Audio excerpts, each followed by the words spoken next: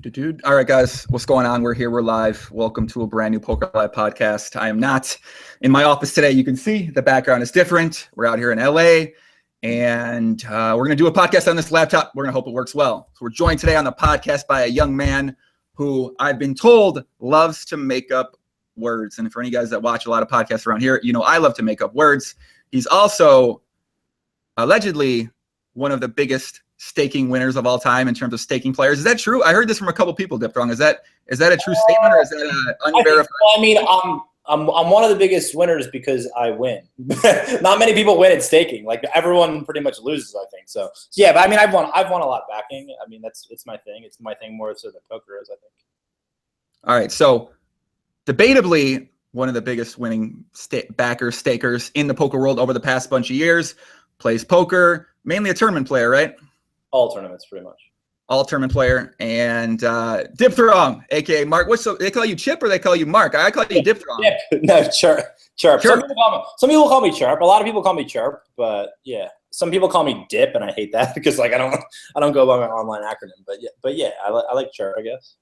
Yeah, I guess I call everyone by their online acronym name because that's how I know everyone. Like, you know, I don't even know sometimes people's real names. Sometimes I just call them by their online name for the most part. So is that is that how you describe yourself? If somebody said, you know, tell me more about yourself in terms of poker. Is that how you would say? Are we talking about on a Bumble date, or are we talking about on like someone that I like a relative of mine? You know, like. Let's go. That's a good question. Let's go first. On a relative. A relative, I'd be like, yeah. See, so then I would say, oh yeah, he plays poker, but I would also say that like more so than even playing, I invest in guys. I manage guys, I coach guys, which is true. And then if I'm talking to like a girl that I just met or anyone I just met, I'm just saying I'm a professional poker player. You know, so I'm not gonna like, you know, get deeper into it. Yeah. What you got? What's that popping up over there, kid? What's that noise? Skype. I don't know what's going on. Probably some chat room that I'm in. The old Skype. People are gonna think that's if they're watching this back later, they're gonna think that's their own Skype popping up there, and they're gonna get alerted. So if you're on a date and a girl says, "Hey, dude, what do you do?" Like, what are you gonna tell them about yourself? I mean, I tell them everything. I will say this, this is a brag. I'm a great dater. I'm a great for any girl that like I'm a great first date. Like I'm very honest. I'm very entertaining. I'm very like I just tell them everything, like the truth. You know, like who I've had sex with, what my sex life is like anything. Like you know what I'm saying. If they're asking me, I'm just giving them the fucking like the stone cold truth for the most part. And like, yeah, with poker and stuff like that, I wouldn't hold anything back. I mean, I have a lot of things that I'm pretty honest about. Like I used to drink a ton. I used to be a drug addict. You know, I tell them that. Like I don't care. Like I feel like I have no filter with all that. So I think I'm a pretty good first date. I got to say, I'm big into the idea of dating with honesty.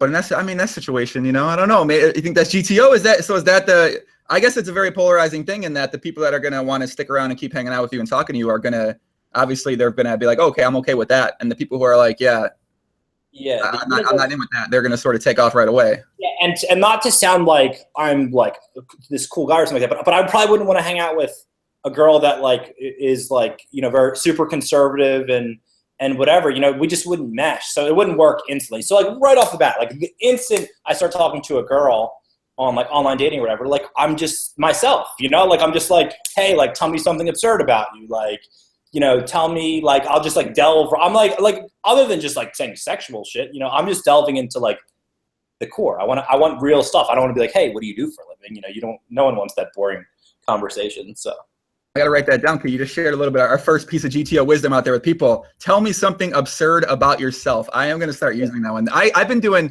tell me what's one of your deepest, darkest desires. And I get some crazy answers for, what'd you say? That's a really good one. I like that. Yeah, I've been asking that. I started doing it at my gym I go to with just some guys I always talk to. I'm like, dude, what's like your deepest, darker desire? And they started telling me some weird shit. And I'm like, damn. Then I started just asking more women, and then they tell you some weird shit too. And the last, I mean, I don't even know if I should say this. This is what this girl told me. It was some crazy shit talking about. Say it. I'll tell you some absurd shit. You tell me some absurd shit. Okay, so she said during foreplay, she would like to do something where you guys physically beat each other to the point where one of you guys like has to like give up, or you're gonna potentially get seriously hurt or die. Wow. And seriously hurt or die? I was like, I'm gonna hold that. Okay, so you want to like, she's like, I want to punch you. I want to fucking fight.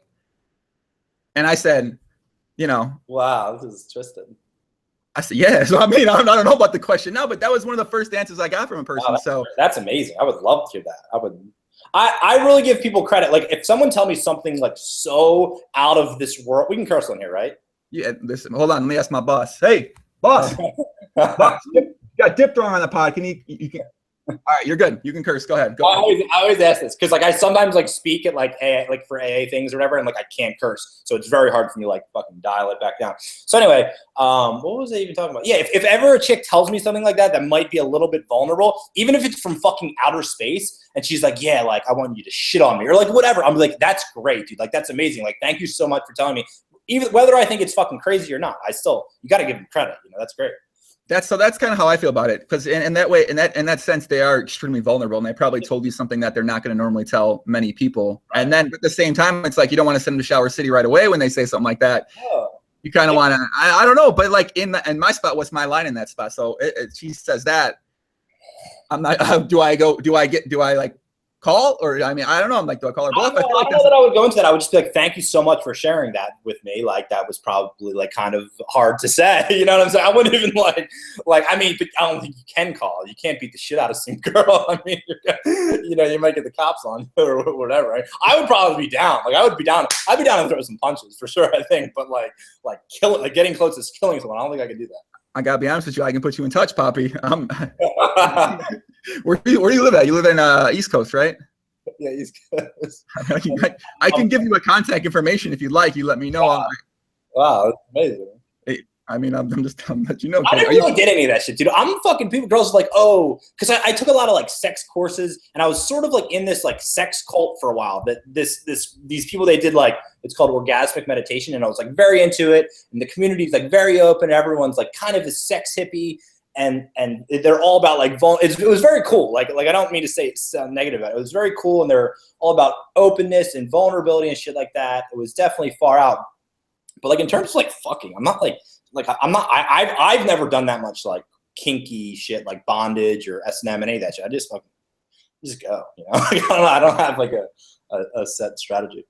Next call. We got looks like we got a 14-year-old in the chat today. We got Edward Toom said, why are we being immature today? Listen, Edward, here on Poker Live podcast, you get a little bit of everything sometimes. Sometimes you get some.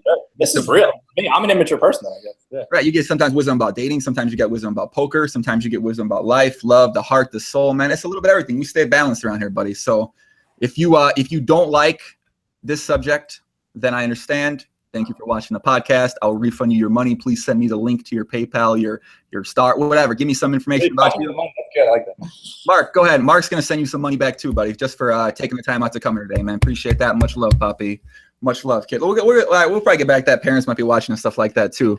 But what do we talk about first, man? Talk about staking? I mean, let's tell people about, you've been playing poker since you said 2005 before we got started with the pod. So when did you start transitioning? When did you become more business side of things, staking side of things? Quickly, like 2006, 2007. I knew DJ K. DJ K actually kind of taught me how to play poker. Dan Kelly. Yeah, we both played on Absolute Poker back in the day, and like I was clueless at MTTs, and he was the first person to like figure out like, oh, you can shove 10 big blinds, blind versus blind with any two. Like I think he was like one of the people that figured that out. So he taught me some of that shit. And then I got kind of good, but like me and Dan developed this relationship, and Dan was always shooting his roll back then. I'm not sure if I'm supposed to be saying this or not, but Dan's really good at bankroll management now. But he would always shoot his roll, and I was always a nit, so I would always have money, and I would back him and stuff like that. And obviously he was super good, and he had a huge edge.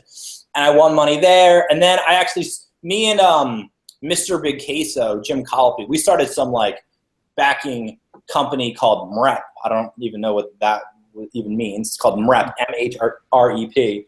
And we backed like 10 guys, and that was like hit or miss, made some money. But then after that, I kind of just always had an eye for trying to invest in someone. I like that idea of like getting money and like putting it in something and then having it grow. I mean, I've had lots of positive, I've had lots of negative interactions with people, but overall I've definitely made a lot. I've made more money backing, I'm sure, than I have playing poker. But it's definitely been good to me. But I can see how people are like, dude, backing sucks. Like I can't, it's a lot of work. It's not just like, oh, let's just give anyone money and they'll win, because it's hard to win, you know? Yeah, speaking about about Jim Calapi, have you ever seen him dance before? No, but I can imagine. I've seen him really drunk, so I can imagine. Secretly sneaky dancer, by the way. When he gets straight, he got to be drunk. Obviously, he got to be fucked up. But he's on the dance floor, smiling, having a good time, doing some fucking power move around it. I mean, hey, it's low key a talented dancer, man. So that's a good impression. I like that. Yeah, you got.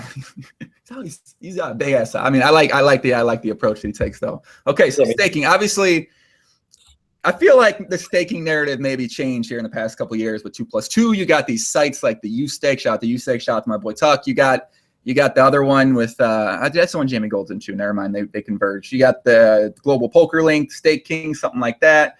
It seems like the staking market with the markup, and people are talking about markup, it seems like it's changed since back in the day. So you obviously been there for the whole entire thing.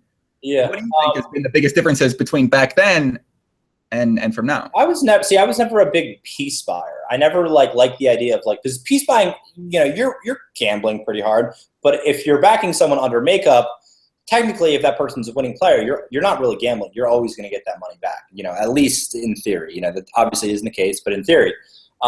So I'm really not knowledgeable about markup. I mean, I would tell you that if I thought someone had a really good chance to win in something, that I would buy them at 1.3 or less. But there's not that many people. A lot of guys that are just random mid-level type grinderish guys. I don't think that they can win I mean, they could win a tournament, but it's they're not going for the win type players. So I would never go in for them. In terms of what's changed, I don't know. I think that people that are doing it recreationally and just buying pieces, I don't think that they're making money probably long run. You're gambling a little bit and you're probably losing overall long run. With the markup in general, obviously this is speaking so generally, you really have to know who you're talking about. And if you're not a specialist in the field, I'm obviously a specialist because I've backed tons of people. I've seen, I know what wins, I know what doesn't. If you're not if you're not a pro, whatever the people are on Wall Street, you're not going to pick stocks well, So you need to know your market, of course. Maybe one of the biggest differences is that back then, I don't feel like buying pieces for solo tournaments and the markup was similar as it is now. I feel like now, and I was talking with someone else about this, I feel like for some people, it's almost advantageous to just sell for specific tournaments or packages at a time. But for other people, it's better to get a permanent backing deal to not to deal with getting a lot of cash and those type of things too. For sure. I think and it's some guys want it to be private. Some guys don't want to deal. Obviously it's a pain in the ass if you're playing a 10K and you have to, hit up 17 people to get $400 off each of them. No one wants to do that. No one wants to really be in the spot to ask someone for money. So having a backer in that regard is good, and you have to do way less work. The problem is nowadays for lots of guys, there's not that many people that are in the backing game that are just trying to full on back a guy that saying wants to play, whatever the stakes may be that might, require, 100,000 or maybe even more money. People don't really have that sort of money, so that's why everyone's doing this. Yeah, I feel like there's a couple groups of people that sort of back. They sell pieces to each other amongst the group, or there's a couple very wealthy guys who back a large number of players. Right. But there's no more. It doesn't seem like there's any more stables I think who was back in the day, Backs and Sheets, where they were some Backs and people, I'm pretty sure. I think Backs and Sheets had some sort of falling out, but I'm pretty sure Backs and people. But no, I don't think there is really many big stable. I know Elio Fox, Smock Rock Clock, he was backing a bunch of people. I don't know that he was. For me, when Black Friday hit, I had 43 guys that I was backing. And for me, that was the peak of my fucking addiction. I was an alcoholic, basically. I guess that was what I'll label myself, a drug addict. And that was peak of my addiction, and I was making lots of bad decisions at that time. So Black Friday actually kind of probably blessed me in a way. I could have maybe I would have went broke. I'm trying to think. I don't know. But once you get to a certain amount of people, it's I relate it to a fish tank. Whenever you get a fish tank, all you want to do is buy more fish. You're I want orange fish, and I just got another one. Now I want to go to the store and get another fish. But that's really not the play. The play is to be patient and wait for a fucking golden goldfish to fucking swim into your lap, because it happens. If you have money in poker, there will be a time. I mean, if you're in the market and you're in the know, there will be a time where you have a great opportunity to invest, but you can't just fucking gamble. You gotta. And in poker, I think the best poker players are the guys that aren't really degens, because they can be objective about everything and not just want to gamble. You know what I'm saying? I think that's a big part of it, especially with backing. Probably even more so than poker. So when you have 43 accounts, or you're backing 43 people, obviously the money's in their accounts. Black Friday happens. Some of their accounts, probably Americans, get shut down.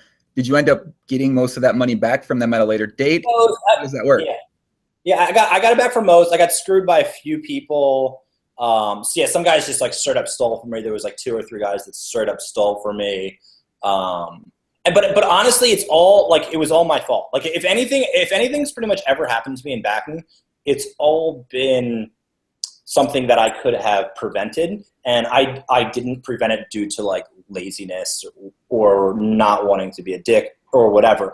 But yeah, I mean, people have definitely stolen from me and stuff like that. I mean, I think honestly, I'm a little bit biased because I usually have pretty good relationships with the guys that I back, and like I'm like friends with them usually, and I haven't gotten stolen from much, and I kind of think that's because of it. And also, I probably have backed better players than your average person too. So whenever anyone's winning, they're just in the mindset of not wanting. No one's going to win a tournament and just steal it all from you. That's not really going to happen.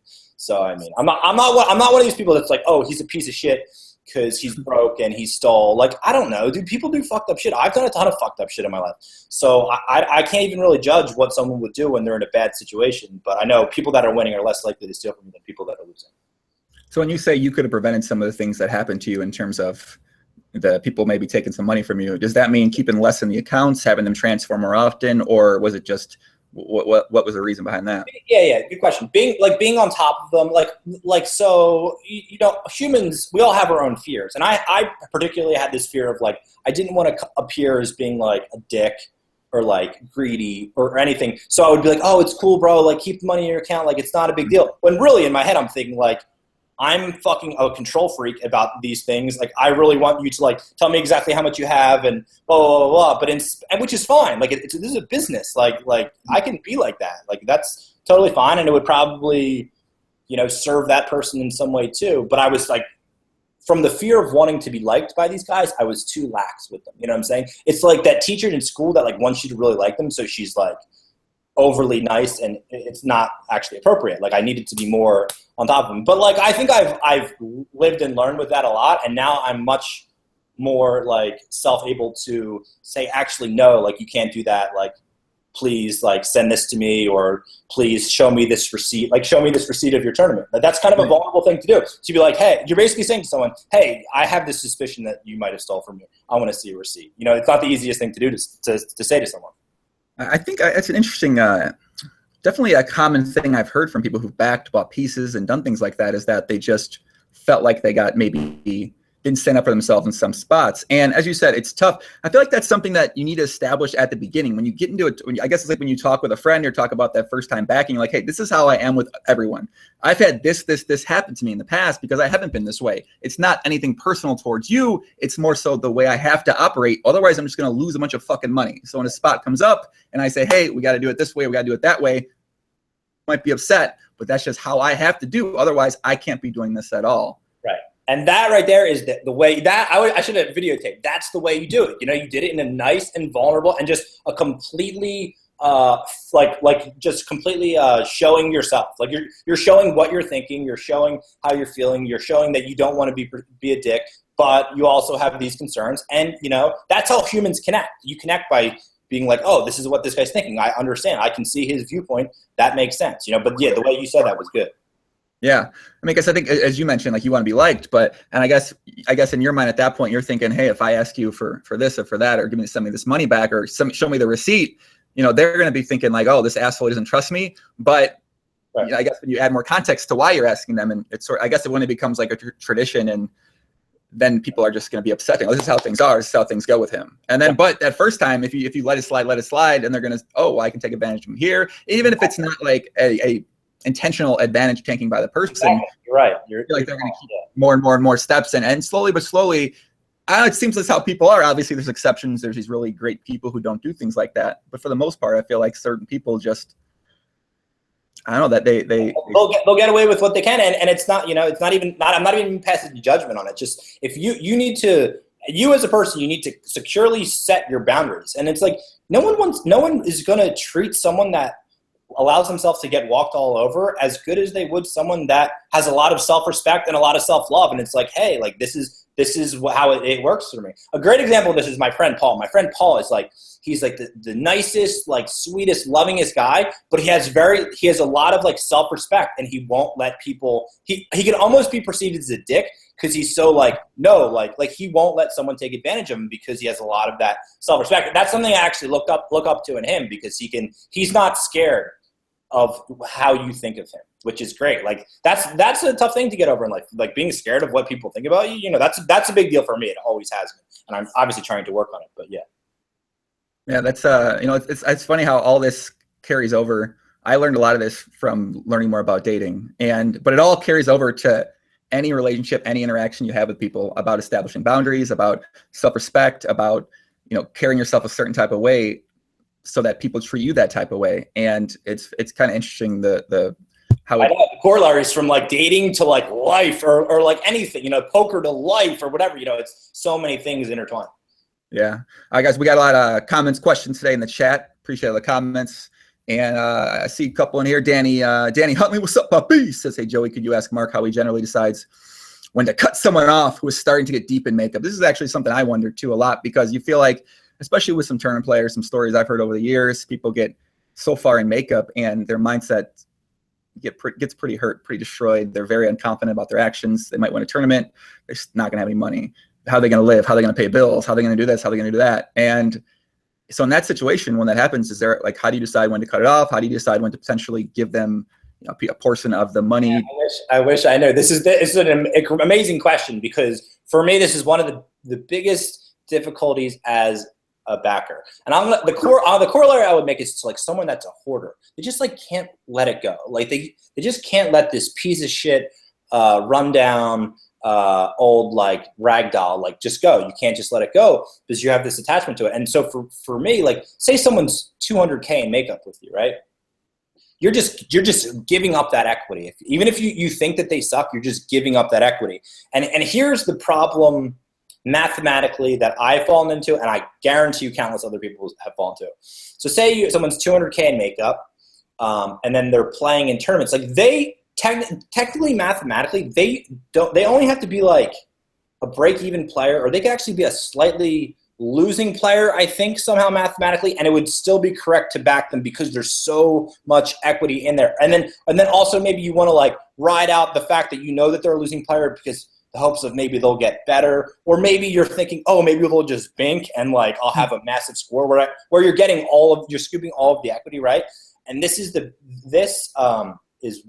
takes so much discipline to just let it go. You know, like it's like literally to me when I've done it, it's actually been like a therapeutic thing where I'm like, wow, I can actually like, because you're surrendering to like the truth. You're like, okay, like this guy isn't going to win anymore. I have to come to terms with the reality of it. And something about that is actually like kind of cool. You're like, okay, well, like this is like, because you're thinking in your head like, fuck, this guy is losing, fuck. And then you're like trying to like delude yourself into thinking that he's not. And then when you can finally come to the realization that like, okay, this is it. Something about that, it's like there's like a peace moment for me.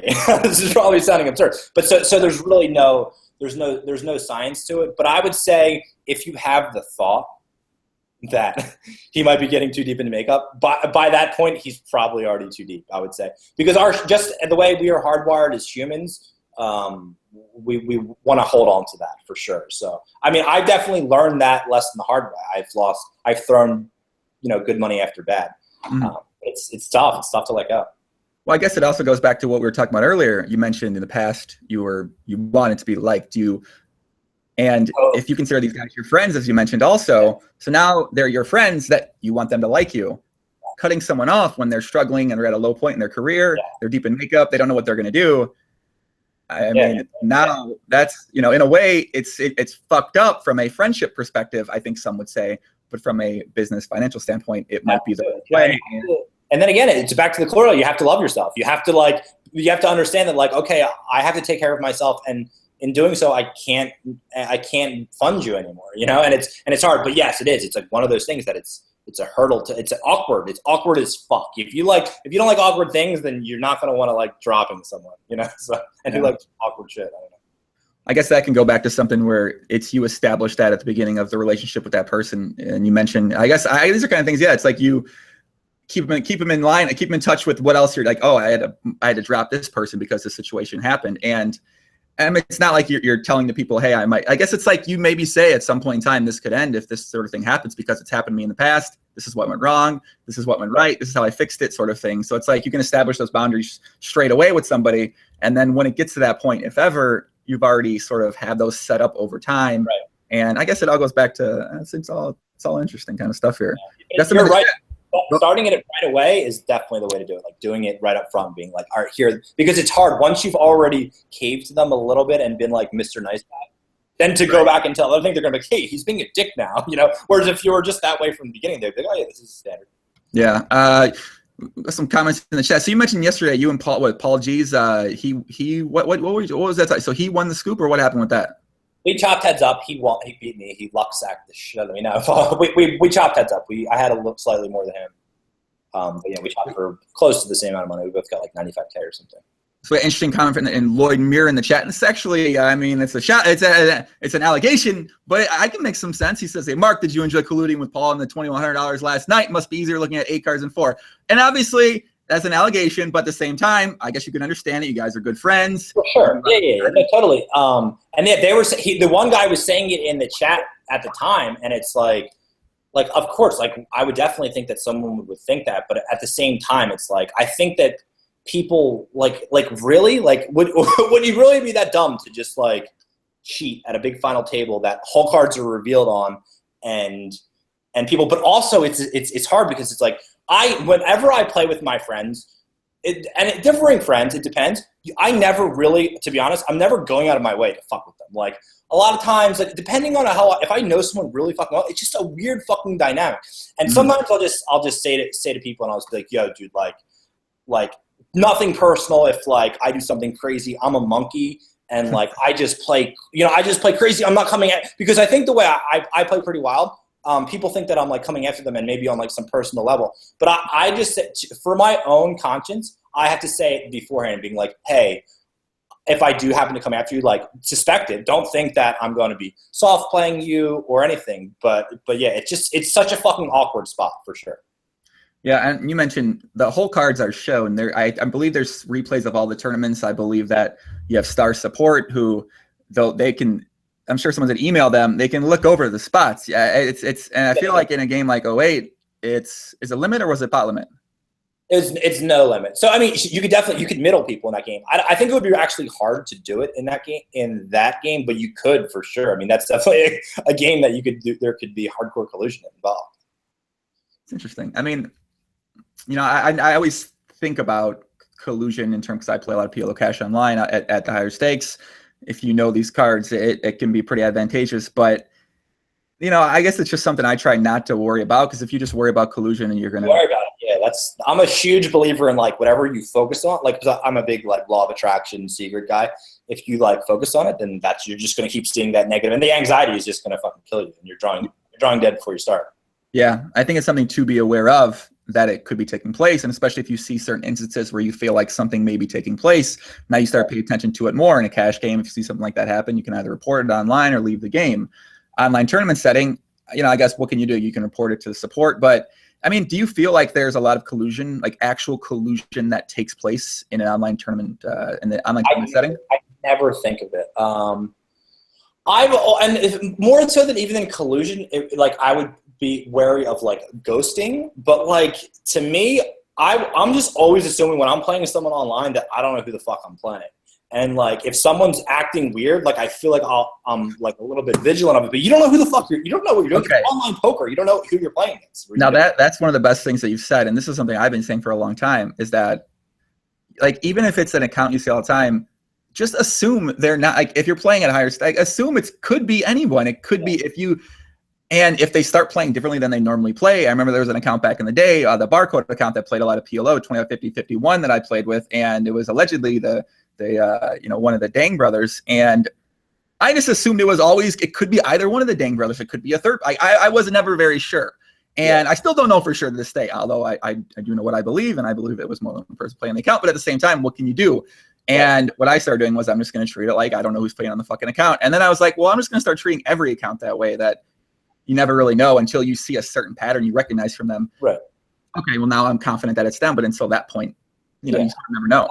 And I'm kind of the mindset, and this is probably going to come off as like douchey, but like people that normally like complain about that sort of stuff, I feel like in some way, like that like habitually, like, oh, cheating, whatever, they're habitually making excuses for lack in that, maybe a perceived lack that they have in their own game, that they're like, oh, this guy, or not even just cheating, but just like people like running hot or whatever. Like for me, and like it's so easy to see someone that's like doing super well, and then it's just there's haters, you know. there's a lot of haters out there, you know what I'm saying? And I'm not saying that I've never been a hater in my life, for sure. Sometimes you see someone, you're like, dude, no, this guy won another fucking thing, like fuck this guy, like he's you know, he's running so fucking out of his mind, you know. That's human nature, that's our ego, but I think that's usually what a lot of that shit is.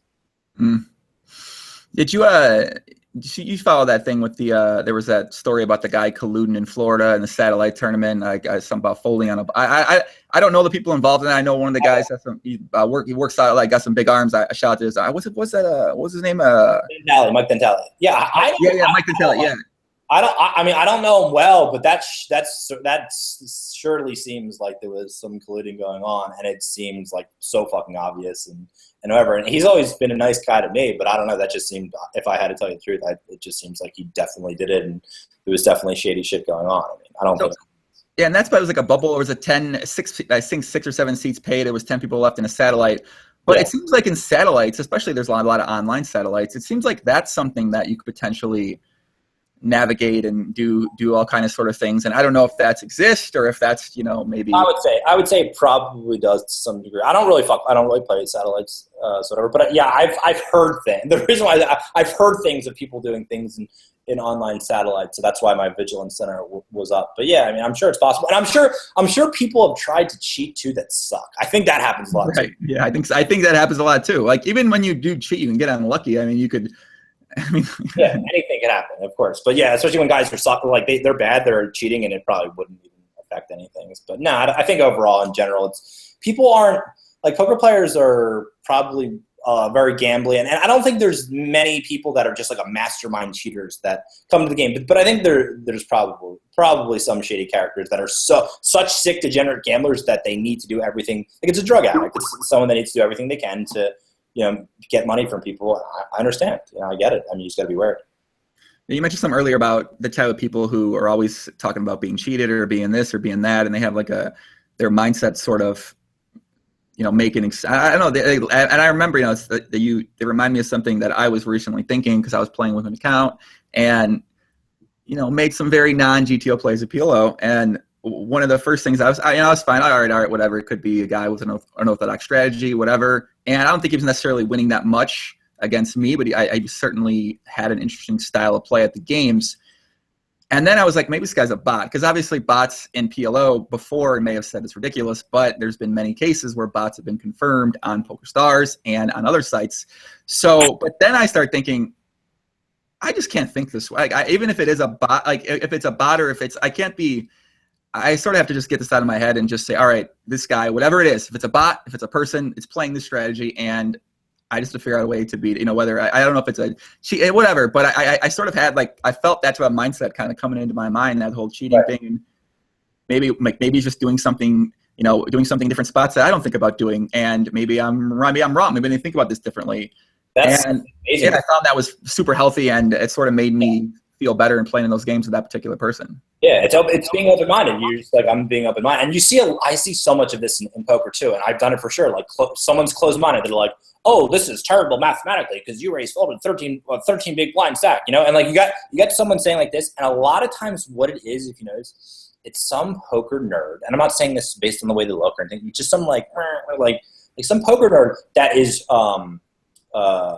regurgitating something they heard from someone else, and they actually did not learn it experientially. And I think the word like experientially means so much because it's your own human experience. And when you have experienced something and you're like, I actually think this works. And I've seen like tons of terrible, like people that think are bad. Like this guy that used to play back in the day, his name was Viet Cong something. And he did like tons of spewy shit.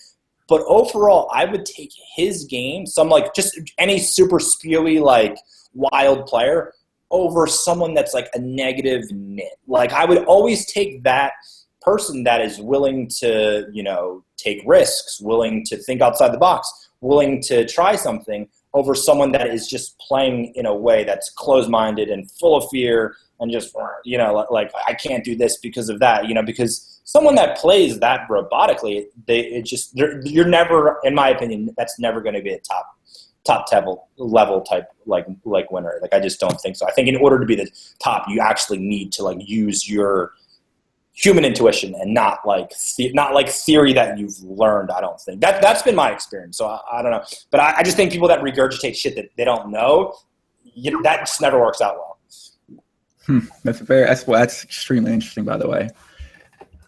I need to think about that more. I have to say I'm pretty sure I completely agree because I know my own personal from PLO. That's really interesting. I really want to think about that more because it's a good point. It's true. You understand the things that because you're actually doing the things that you're thinking, and whereas if you ask someone a question like, "Why?" This is a good one. Okay, so this is I'm too much strat, and this is something whenever I work with a couple only a limited number of people, so no one message me please. But when I work with a PLO and someone makes a continuation bet, I say, why did you see bet? And they say some reason. They literally have no fucking idea why they made a C bet. Right. And that's like a level one. That's like a basic thing right there. And a lot of times people say a reason that they've heard somewhere. Someone told them, they see it in a video, they saw someone post on a fucking forum, but they have no idea what they're like. They can't explain what they're doing. They can't explain anything like that. And I think it's just interesting to think about. I got to think about that a lot more. Yeah. And I think the big thing that I always come back to is like people that are doing something that is bad in theory, right? So something bad in theory, okay, let's just use a random example of turning a hand into a bluff that is pretty good. So let's say I 3-bet folded ace queen to someone, right? And then, I'm on the boat of like, let's just 3-bet fold it. And then someone's like, well, why would you ever do that if like, you're turning your hand to a bluff and you're never. And then it's like, I would come back with, from my experience, people don't do this, and this without this sort of range. And people wouldn't do this, and this is my experience. You know what I'm saying? And I understand the thought process behind like, let's not turn our hand to a bluff. But I believe in this spot is actually a better play, more plus CB, whatever you want to call it, to do this. But they're just so stuck in this thing that they heard Phil Galfond say one time, or whoever, say one time, and they're just misusing it or whatever. You see that a lot. And that's why, like, poker coaching and poker teaching, is good and you're helping people, but too, like, I think poker will always be beatable because you still need to use your own balls. You need to use your own brain. You need to use your own intuition, I actually think that's a big reason for, you mentioned like spewy play. I think it's a big reason for advocating. I'm not going to turn people into psychopaths out there, but like playing a little bit crazy, like doing some very crazy shit that's unorthodox, that's not theoretically correct, that's not maybe fundamentally correct, but you see what happens. You get to the spot a bunch, you see what happens, and you can take some things away from being in those spots that you can apply. I mean, it's kind of, that's a good point. Yeah. You're like, all right, this sucks. I shouldn't raise fold with 4 big blinds. That sucked, dick. Like that was terrible. Like whatever, But if you do it and then you at least find out that it did suck, and then you won't do it again. Yeah, and then I guess then the challenge is because some people are going to start doing things like that, but then to get the sample size to actually have a strong, and then you have to actually really understand. Yeah. And be honest with the assessment of, was that a good play? Was that a bad play? Why was it bad? Why was it good? But you don't want to let the sample size confuse you and your ability to recognize. Yeah, and I think that's a constant thing that in my particular game, I'm like, oh, this was sick because I just did this and it worked, 3 times, and I'm all on it, and then I'll do it and I'll be really pro doing it, and then I'll realize over like a month, and I really think that this works. Like I've never been one to use ICMizer or like really no numbers at all, but I think that just from playing experience, at least for someone that maybe thinks like that, or that's their preferred way of learning, I think that you can conceptualize the long run just from playing and experience. I think so, but I could be wrong. I'm not sure. I'm pretty sure that like like over a certain time, you have so much experience. You're like, this just isn't a good play. Like I just don't want to flat the small blind here with ace jack off just because it sucks. I'd rather just fold. I do that all the time, dude. I do that all the time, and I'm like, I know, I'm pretty sure I'm not. Yeah, it's like you say you're not supposed to fold here, but I just got in this spot too much, and I'm almost positive I'm not making money here. I'm almost positive this is not. Right. That's your experience. That's your fucking the good shit, the good actual resourceful information that you have. Your experience is telling you it's not a good play. Boom, you just rewrote a law that fucking people are saying. So maybe you know more than them. That just trusting someone blindly is just obviously not a good way to go about it. Yeah, I mean, this is these kind of things. These are things you don't learn in training videos. These are things you don't learn. You don't really even someone can tell you these things. Like, people are listening to this, nodding their head, saying, "Oh, okay. I mean, this is fucking interesting. I never thought about this stuff." But it's really, these are the kind of things that separate long-term consistent winners with players who are up and down, with players who can't break through, with players who can't get to from small stakes and mid stakes. These type of things that you can't really even measure are things that certain players just do exceptionally well and can actually do it in game. Right. And I think a lot of it ties directly back to confidence, and you need the confidence to do something against the grain, because, okay, so say you're going out to Starbucks, and what does everyone do with their Starbucks line? They're on their phone. They're just doing the thing that everyone does, the standard, I'm on my phone, I'm not talking to anyone. But if you actually want to, if you have the self-confidence in yourself that you can talk to a hot girl and be like, hey, blah, blah, blah, blah, maybe you actually have the chance to getting her number, going on a date with her, whatever. But if you're just playing the tournament, you're just playing tight, playing weak, playing uneventful, what's good is going to happen for you? Nothing. What's going to happen for you? Yeah, it's very interesting. There's so much else behind playing poker, and I guess coming back to confidence. That's what I feel like it is for myself and for other people I see that do well, is that you have to be confident. I mean, at poker, it's really hard to be completely confident in your game and really trust that it just takes so long, and you might never even get there. It takes so long to be able to get to that point. When the people that you work with, do you feel like, how many people do you really feel have a supreme confidence in their game and in pretty much most of the decisions that they'll face? I can think of two. I can think of two off the bat. I'm trying to think of, I don't know, three, of guys that I know, less than two hands for sure. Of just people I know, people that I know that are this is fucking me. I got this, blah, blah, blah. But then even those people will come into no one's God. They'll come into this place of fuck, was this bad? Fuck, oh shit, I don't know, and everyone's insecure in some way. But I have seen the supreme confidence. I have seen it, and it's great to see in someone. I got a message on Twitter. I don't know if I'm supposed to tell a person. I said, from the person that was the vocal person at your table last night of the event, about Adam Yid. Yeah. He said he was the one that was vocal about he believes it's being cheated. I mean, I'm curious what he were about why he thinks that this cheating was taking place, but I mean, I guess they can watch the table back, and I wonder if the replay's up right now. Wait, so what did he say? He came back with that. No, he just said he was one of the people that was vocal about the cheating and strongly believes that something was taking place or something like that. So yeah, I mean, I guess to look at the replay, I don't really know. I mean, yeah, it's kind of a spot for you. It's well, what are you going to say? I mean, what can you what can happen? What can you do? That's just what happens. Friends play against each other. They get in a spot like that. I mean, that it's. That's just what happens, and they can watch all the hands and either be vindicated or I don't know. It's what can people do? What can happen? I don't know. Yeah, I don't know. I mean, in terms of I don't even defending myself. I don't even know what to say. I'm not sure. Especially that game is such an alien game too. That game is right. If someone saw the way I played certain hands against someone else, they would. I'm sure a few hands that I played at that final table against Mercier. Particularly, just the way I play that game, they would think that I'm just from a completely another planet. Just because I have my own theories about things, and I'm not saying they're right. I don't fucking know. I'm just guessing. But just please, someone look at the hands, please. I don't know. Yeah, it's I'm trying to come up with like a collusion strategy and no limit hold'em 8 or better, and I have to think about it. No, Honestly, I don't even like in real time. I'm not.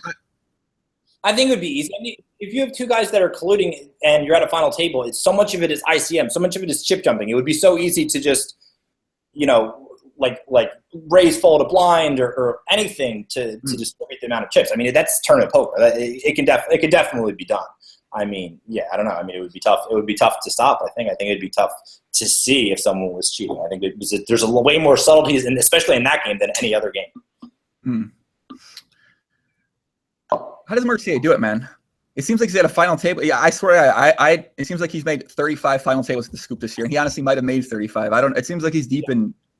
Everyone, I don't know. I would like to know, I don't know Jason super well, but I would like to know what it is in him that makes him so good. Because I think that there's something in him. It's like either his focus or his desire to win or his love of the game. And I don't know him well enough to tell you which one of those it is. And I would love to know, I would love to grill him and be like, what is it that, he always gets up for these Scoop things. Because for me, if someone asked me why I'm good at a certain thing, I could tell you, it's like, oh, I just like it because for me, No Limit Omaha High Low is the only game of poker that I enjoy anymore. It's literally the only game of poker. So I love it, dude. I fucking love it. If I'm playing Sunday, I'll play the $27, progressive one, and I'll fucking be like, oh my God, this is so sick. I'm just you're seeing how happy I'm getting just thinking about it. I love the game. And that's why I think I do good at it, because I'm so interested in it. I play it so much, and you do better at things that you really enjoy, as opposed to just imagine someone working a shitty job that they don't like. They suck at it, they're fucking, and so Mercier, maybe he just loves all of the games. Maybe he likes the competition in a certain thing. I don't know what it is, but I would love to ask him. I love the passion. I love the passion you just got when you started talking about No Limit Hold'em 8, which is honestly the first time I've ever heard anyone lean forward, lean in, speak with that passion about fucking No Limit Hold'em 8. Paul's a piece of shit. Paul's a scum. I needed a second. I won. I'm not bragging because I have never done well in Scoop, WCoop, anything, but I won a fucking $200 Scoop 2 years ago in that game in No Limit Omaha, and I think that's what ignited my passion for it. And I so badly wanted to win this fucking thing, and Paul beat me, and Paul didn't even fucking give a shit, probably. Just another day for him. Another win for him in the.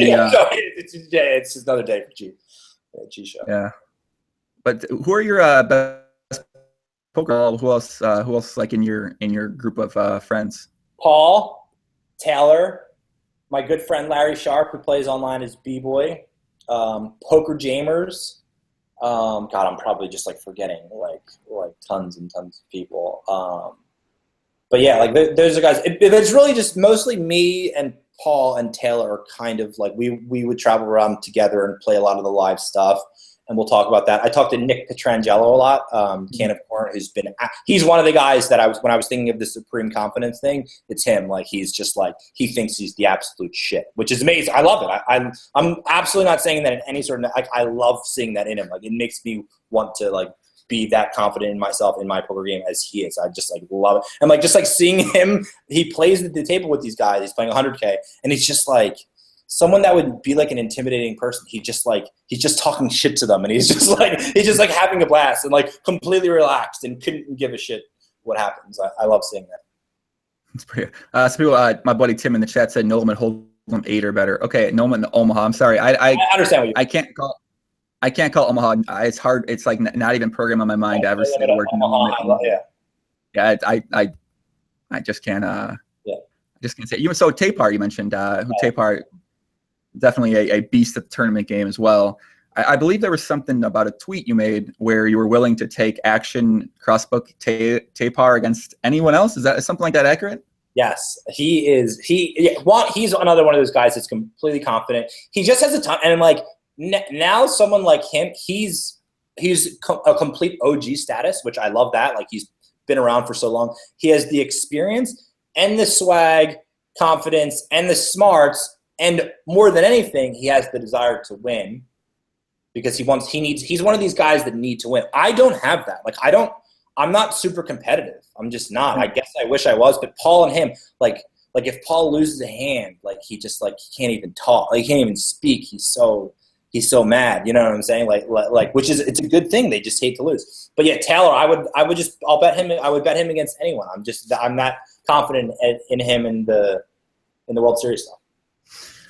I got to be honest with you, Poppy. I don't know if you got action on that, but I feel like after this pod, you might get some action on that because I know a lot of those tournament guys, those guys love to fire away. Mutual events over 1,500. No, Mark, mutual events over 25. You know how I don't know. I don't even know what's going to happen, but I'm sure you're going to. Yeah, Jake Schindler, I'm friends with Jake. I like Jake a lot. He's a fucking alien, but he's an amazing poker player, and he's like a funny dude. He booked some action in smaller ones, and I think he just wanted more motivation for himself, which is cool. I love people that are willing to like stand up to the plate and fucking take a bet and be like, let's go. Because I don't think I would have that like the balls like that in lots of ways, you know.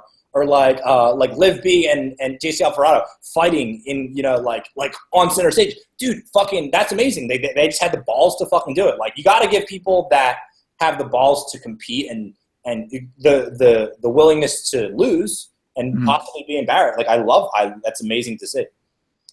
I guess Liv B might be one of, I mean, I don't know if he's trying to crossbook action, but I know he said he's excited to play a full schedule this summer. So I know the guy I think about when I think about someone always wanting to crossbook, I think about my boy Dan Smith. Dan Smith, he seems like he's always stepping up to the plate. He's ready to. Yeah, Dan Dan is not like, me and him have played a bunch recently, actually, in a couple of the Aria high rollers, and he's not someone that wants to be 3-bet or anything like that. Me and him played some fucking interesting hands, and like, yeah, he has that thing that like he just like he wants to be the best, he thinks he's the best and whatever, and I think he's really good for sure. But yeah, I wouldn't be thrilled about booking against Dan, but I still like Taylor's side there. I'm trying to think who else, because when I think about that, when you mentioned that to me, I think about, and I got to give a shout out to my boy Joe Liberta, by the way, because he told me about that when I was talking to him a little bit ago. I was like, hey, tell me a little bit about Dipthrong, like, and I know a little bit about him, but just tell me a little bit more for the pod, and that was one of the things he mentioned, so I got to give him a big shout out too. And Joe Liberta.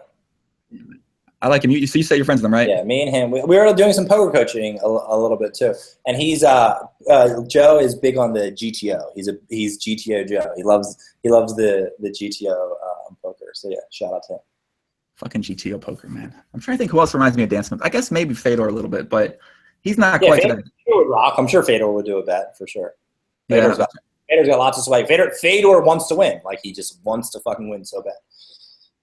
The only person I know that likes to make bets is Jason Moe. He loves, but he's not. I don't know if he like needs to win. I think he just more loves to gamble. And loves the gamble of it. Yeah, I know a lot of guys at the series, like that dude Abe Mosseri. He bets like when they play like the 10Ks, they do like a 10K, 25K, and maybe that's not right. Maybe it's a 5K, a 10K, and a 25K for cashing, final table, and winning, and they like cross book like everyone. So basically they're playing a 10K, but it's probably playing like more like a 40K or something like that. They have all this crazy action, and I think it's not because of winning, just because of degeneracy or whatever.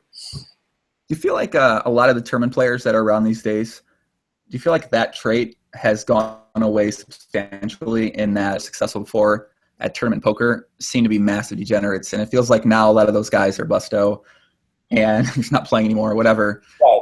You're right. And that's an amazing fucking point. That really is. That's a great point. Yeah, because they could get away with it before because I'm not trying to sound harsh, but there was no standardized system of play, and the game wasn't where it was at. So the guys that had the heart and the heart in them and the ability to like make plays, they were the guys that like only had the chances of winning the tournament. Whereas now there's a lot of educated dudes, there's a lot of guys that have been playing more with online poker and stuff like that.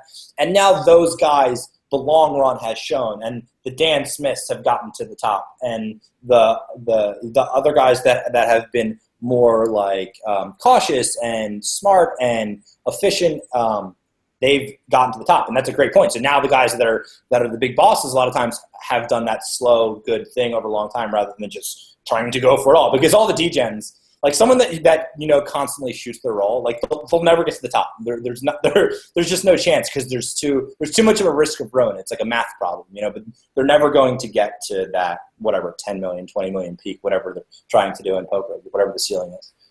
Yeah, I always think there's outliers. Like, because when I had Dan Coleman on the podcast a couple weeks ago, he's the outlier. Yeah, mentioned he feels like he's an outlier. He's someone who could have happened to him. He could have busted off all his money, but he ran, just certain steps happened, and he happened to have extreme success at online and at the tournaments. But he's like, I feel like I've got to be one out of such a large number in terms of. But I don't like, dude. I just think I don't even know. I actually don't like him, but I think that he just from things that I've seen of him, like I just don't care for him. You know, I don't know him personally or anything, but I think he's probably so smart. Just I get that vibe from him that he's an outlier, yes, but like, you know, he's just, I think he's just leagues ahead of tons of people that are degens, and he happened to be a bit of a degen and just a bit of a fucking genius, and he just fucking banked. Yeah, I mean, that's amazing what he's done. So, okay, do you enjoy talking to me? Yes, I do, dude. I think I didn't know you much at all, but I think the things that you say are very like you're on the ball. I think you're really on the ball. I'm very impressed. Okay, so I say that because I think you'd enjoy talking to Dan then. Because me and you, I thought we're... Dude, I'm doing one of those things where it's just like I'm totally making a judgment based on like three things. Like I know that he would just like randomly talk shit in the Full Tilt chat for absolutely no reason. And now that I think of it, I kind of do that to people too, but I'm not being serious. I'm like recently I was like playing something and Andy McLeod was on my table. I was like, fuck you, Andy McLeod. Like just for absolutely no reason. But I'm just like being like, I'm totally doing it there. Like totally like, just like, because I'm being an idiot, like, and like laughing about it and be like, oh, fuck you. Like, it just, like, I'm doing that. And so he's probably doing something the same too. So like, totally. Like, and I would never think that like, just because I don't like someone's a bad person, or I don't even believe in bad person. I don't believe in that person. That's not in my personal philosophical view. So I'm sure I would like him. Yeah, that's but it's funny you mention you said that, because a lot of people told me that before I did the pod with him too. You know, I heard some comments. I got some mutual friends with him who speak very highly of him, but then you have a lot of people who've never really spoken too much with him. And I feel like this is common in poker too. I sometimes even do it with people I don't know. And then you hear these things and you're like, all right, you don't know what to expect. But then you talk with a person, you're like, fuck, man. I mean, you vibe really well. The things you say mix really well. The conversation's like really engaging. It's great. And that was sort of a person I was, you know, I got to say I was at that, how, you know, exactly how he was, the type of person he was, and just so many things that, you know, you hear over time.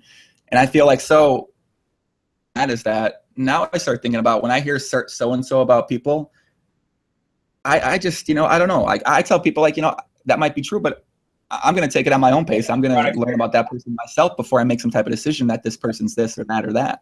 Yeah, for sure. It's so easy to just like one thing about person. Someone looked at you the wrong way and you're like, that guy's a dick, you know, like we don't know. And the thing is, I think the reality of it is no one's totally good and no one's totally bad. Like my best friends, there's certain things I can't stand about them, you know? And someone that I don't like at all, I've seen them be like super sweet people in certain ways, you know what I'm saying? And I'm not even saying that someone's better or another. It's just that like we are, you know, this is a universe of duality. There's good and there's bad, you know? And I think that we all have, where no one's perfect, no one does everything great, no one does everything terribly either.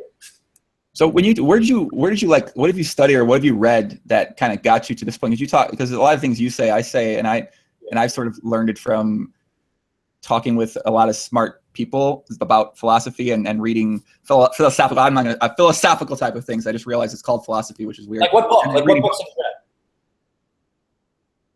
Like what books have you read and stuff? Like what philosophical things have you I haven't read any philosophical books. That's more from actual discussion with people about just these types of things. And I honestly, like, I always go back to this one book that was about dating, it's called Models by Mark Manson, about approaching women with honesty. And a lot of the things he said in that book, like, set the foundation for myself to then start discussing the ideas more with people about self-confidence, about loving yourself, about setting boundaries, about the idea of rejection being good. Just like all these different things I never really read and heard contextualized like it was in the book. And then I started talking to people whose opinions I respect and whose opinions I feel like I can take some value away from, and just evolved over time in the past year or two. So for me, I've read a ton of like spiritual, like Eckhart Tolle books, like The Power of Now, all that shit. A big thing for me was I'm going to use the term spiritual when I talk about this shit because that's the only word I know. But it's not a great fitting term. I'm just talking about it in terms of like human interaction and like when people get pissed at each other or when people do really nice things for each other and people do really shitty things for someone else and perception and all that shit. For my personal spiritual journey, I was a drug addict.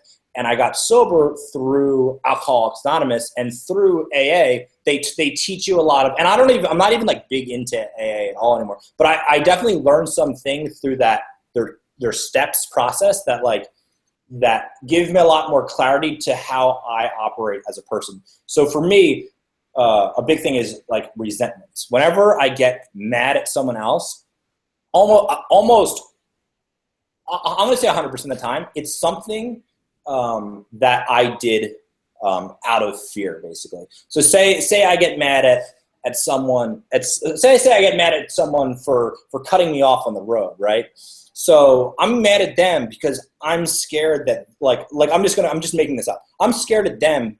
I'm scared because I think that they're not like respecting me as a person. Like this is how I think. Like I'm scared, so then I'm getting mad at them. When in reality, like if you're thinking of it from a clear perception, like what if you were watching traffic and you saw someone cut someone else off?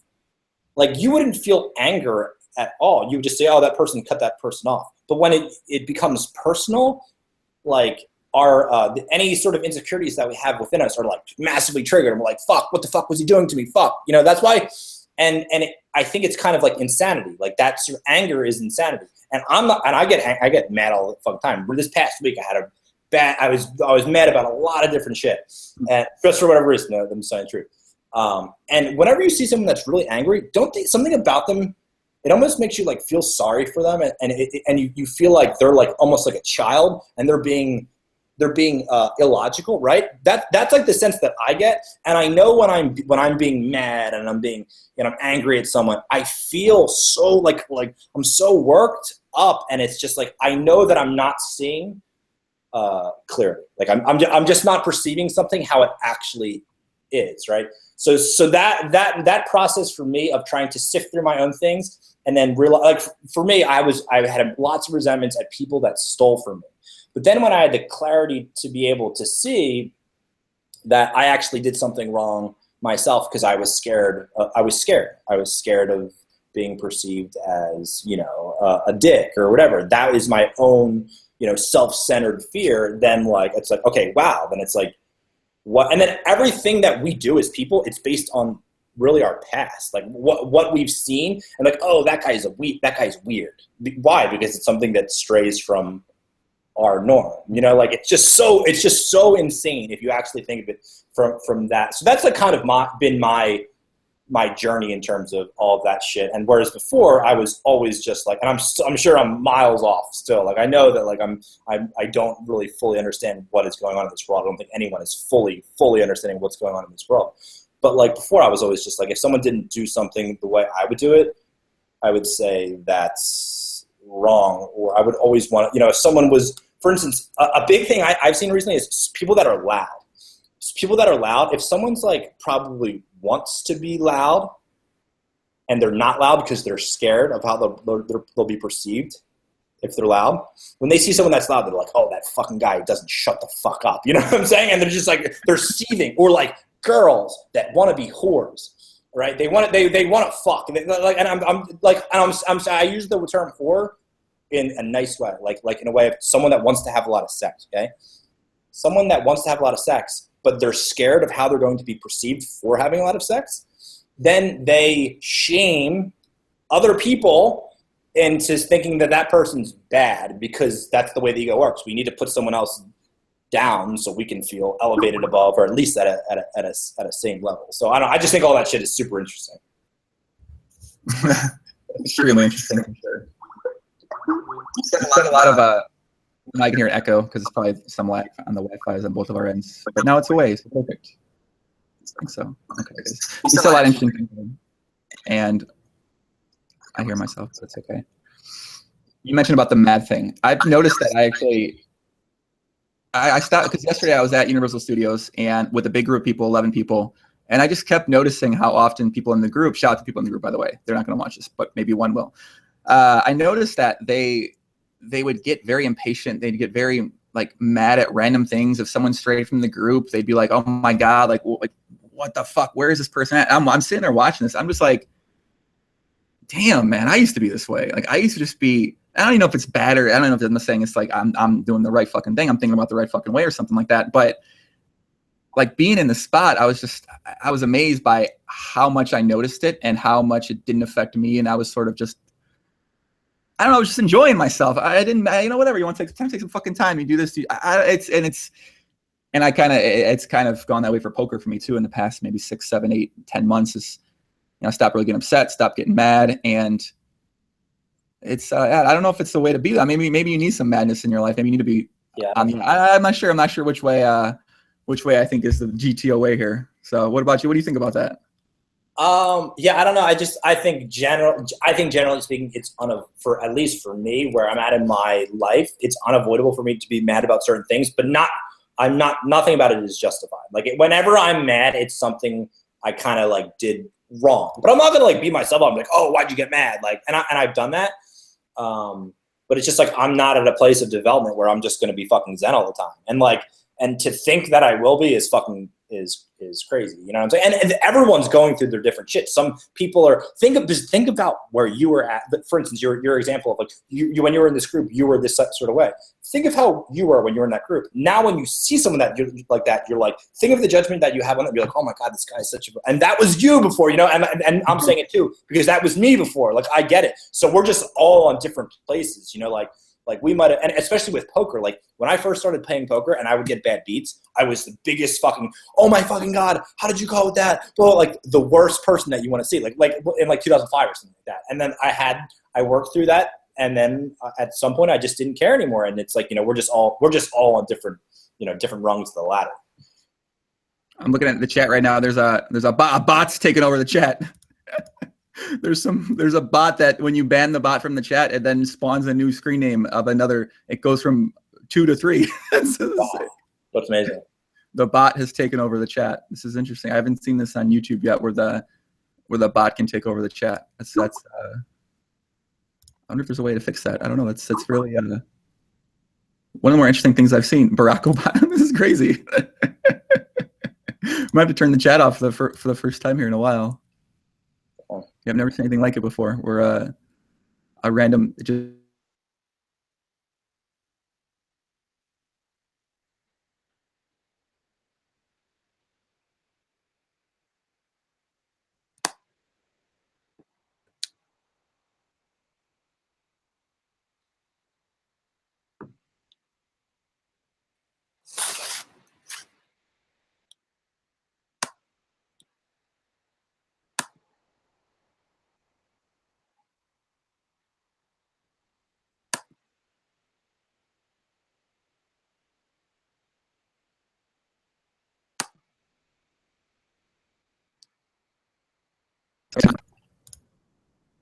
All right, are you there, Mark? I can hear you now. Yeah, I was out for like a minute. Okay, yeah, my thing froze, and yeah, I'm still managing the view bots in the chat. Now they've all taken over. There's like multiple ones in here. It's insane. It's insane. Oh, someone's out to get you. It's okay.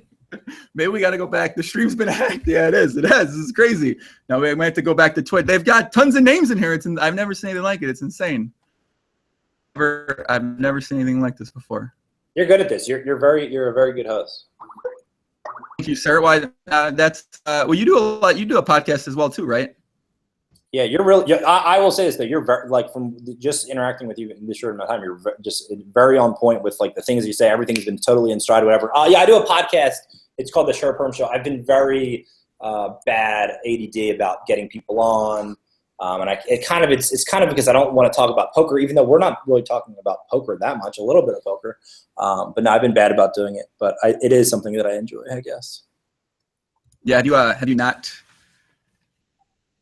done, ignore the chat. Chat's crazy.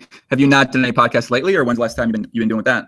I did one. Who did I do? I did one with Jared Jaffe a couple months ago, and he is a fucking maniac. He is amazing. And he was telling us all these sex stories and all this crazy shit that happened to him. And then also some good like poker stuff like that. And he was very, very wildly entertaining. He was very down to talk about whatever. And that was the type of show that I enjoy. But yeah, no, I haven't been doing it. I always say that I'm going to get on a stint today. I'm very like impulsive. Like I see something, I'm like, oh, I'm going to do this nonstop. But then I just fucking stop. It's like a little bit of bipolar, I think. You think you're bipolar? Is that what you're saying? You think you're bipolar? Nah, I don't know. I could be. I mean, how do I seem to you? All my friends just tell me that I'm crazy. Like my friends are like, dude, you're so that's what's great about having good friends because they see the crazy shit in you that you can't perceive. Like I didn't see this shit in me for a while. Like I didn't see that. Like I'm so like gung ho about something and then I just drop it. Like I never saw that about myself. And then like when people would point it out to me, I'm like, wow, I really am. And like, wow, maybe this is a problem at this. And like, wow, maybe I shouldn't like trust what my head is telling me at certain times. So then how do you turn off the chat, please? Let me see if I can turn off the chat.